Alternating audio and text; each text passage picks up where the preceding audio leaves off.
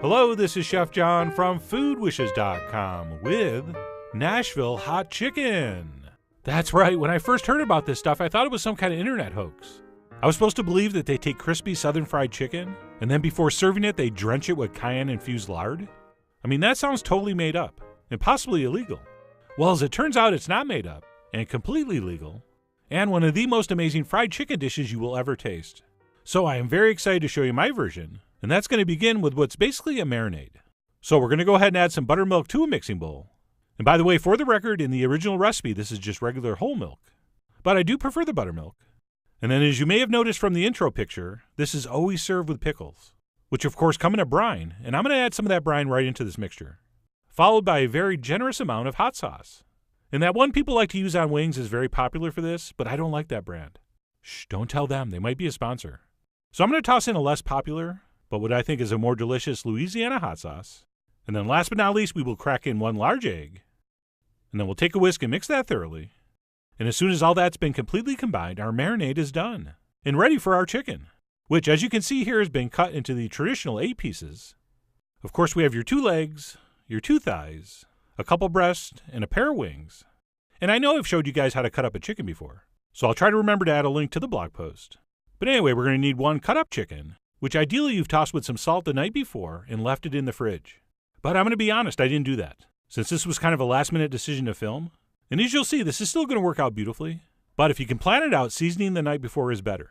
And that is another issue I will explain in detail on the blog. But either way, what we'll do is go ahead and pour that marinade over our chicken, and then take our tongs and make sure all that's mixed around very well. Okay, chicken pieces are famous for their nooks and crannies. So I'm editing this, but take a minute or two and make sure all those pieces are thoroughly coated. And then once that's been accomplished, what we'll do is wrap this and transfer this into the fridge for 2 to 4 hours. Now, can you do it less time? Yes. Can you do it more time? Sure. But I only guarantee the same results if you do it 2 to 4 hours. So we will pop that in the fridge, and while we're waiting, we can go ahead and do our seasoned flour, which is super easy, because all we're going to do is take some all-purpose flour and add in some fine salt. And sure, if you want, you could use kosher, but I much prefer the taste of the fine. Yes, that was a joke. At least to some people. But anyway, we're going to add some salt to the flour, and we'll give that a stir. And in case you're wondering why we're not adding a bunch of other spices into this, that's because we're going to be finishing this by brushing on that highly seasoned spicy sauce. So we're just going flour salt here. And then once that's prepped, and assuming our chicken is marinated long enough, we can go ahead and pull that out and start the dredging. Double dredging to be more exact. So how I like to do this is to pull that chicken out of the marinade and sort of wipe off any excess and let it drip back into the bowl before placing that on some paper towels. Because what I want to do here is sort of blot off that excess liquid. And I'm doing that for 2 reasons. Since this is going to be double dredged, meaning it's going to go in the flour twice, I like to do that first application of flour without the chicken being too wet. So we'll pull that chicken out of the marinade and sort of blot it off a little bit with the paper towels. And then the other reason, because we didn't do the overnight seasoning with the salt, I'm going to give these pieces a little extra seasoning with salt right here. And at that point, we can start the double dredging process. So we will take our chicken pieces along with our reserve marinade. Oh, don't throw that away. We're going to need that. And we can start this double dredging as shown. So we'll take a piece of chicken and toss it in our flour, and we'll roll that around until it's completely coated, and there are no wet spots to be seen.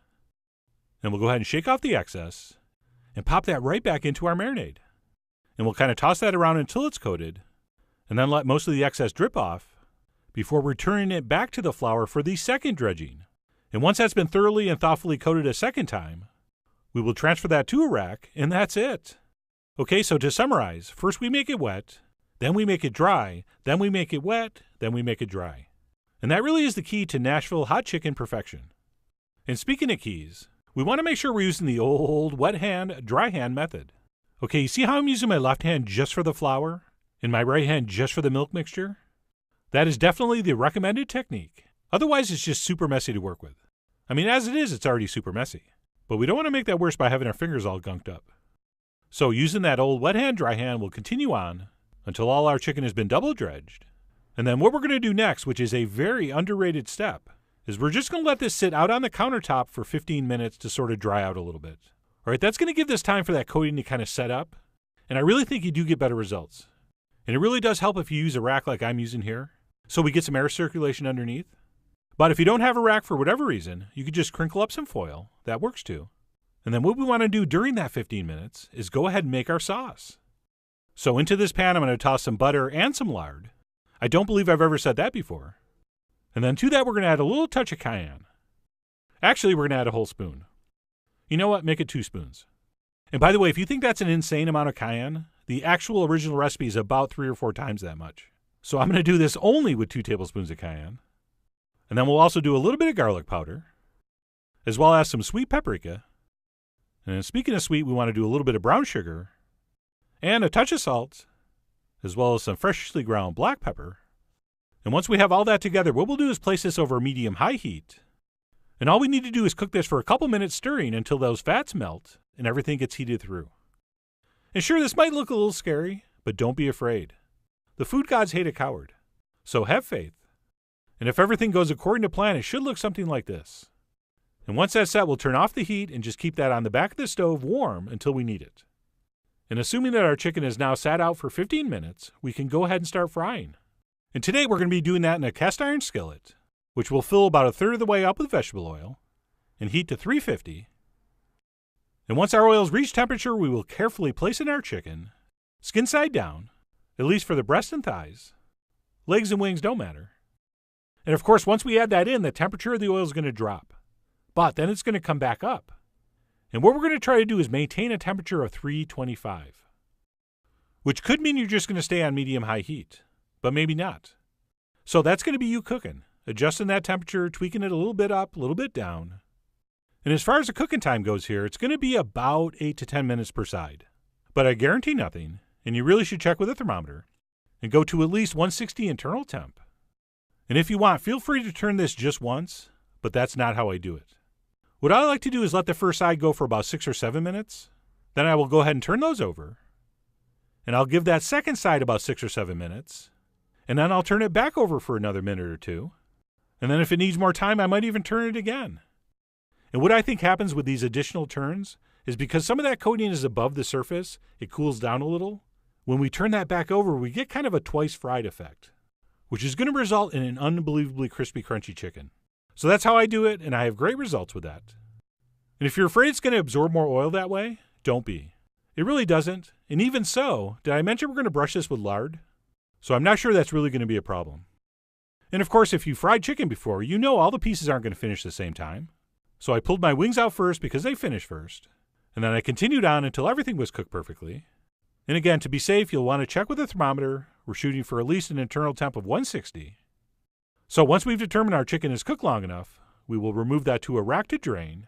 And by the way, in case you were wondering, no, I was not trying to be artistic with this shot, where you blur the foreground and then focus on the background. That's really more so me not knowing what I'm doing. So at this point, let me go ahead and distract you by grabbing a fork and letting you hear just how crispy this stuff comes out.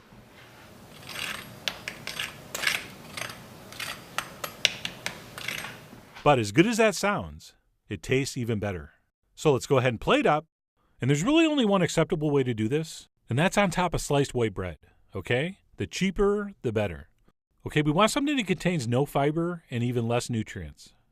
So we'll place down our hot fried chicken on what technically qualifies as bread. And then we will finish this up by generously brushing over our spicy sauce, preferably to both sides. And by the way, down in Nashville, they literally dunk the pieces of chicken in like vats of this stuff. So I'm sure there's a few people down from those parts. They were laughing at me with my dainty brush. So if you'd rather toss these pieces with the sauce or dip them in, that's up to you. You are the T-Bone Pickens of how to sauce your Nashville hot chickens. But anyway, we're going to generously apply our spiced butter lard mixture. And then right here, if I was a famous food photographer, I could have left those drips. But I'm not, so I cleaned them up. And then for a final touch, we'll finish this off with some slices of bread and butter pickles. We definitely want something on the sweet side here, so we can balance the heat from the cayenne. And that is it. Our Nashville hot chicken is done. And looking absolutely stunning. So let me go ahead and grab this napkin and silverware and not use them. And I'll go ahead and grab a leg and bite into what is probably the best fried chicken ever. Just insanely crispy. That meat is moist and flavorful thanks to that spicy buttermilk marinade. And then permeating everything, we have that cayenne and spice infused butter and lard. That is just an absolutely incredible bite of food. And because I was in a hurry and only brushed sauce on one side of the chicken, I'm going to stop and brush on a little more. And I believe in the business this is called relarding. But anyway, that's it. My take on Nashville hot chicken. Normally I would have filmed me eating the rest of that piece, and probably 1 or 2 more pieces. But this video is already way too long. So I'm going to stop right here and finish off by saying I really hope you give this a try soon. So head over to foodwishes.com for all the ingredient amounts and more info as usual. And as always, enjoy.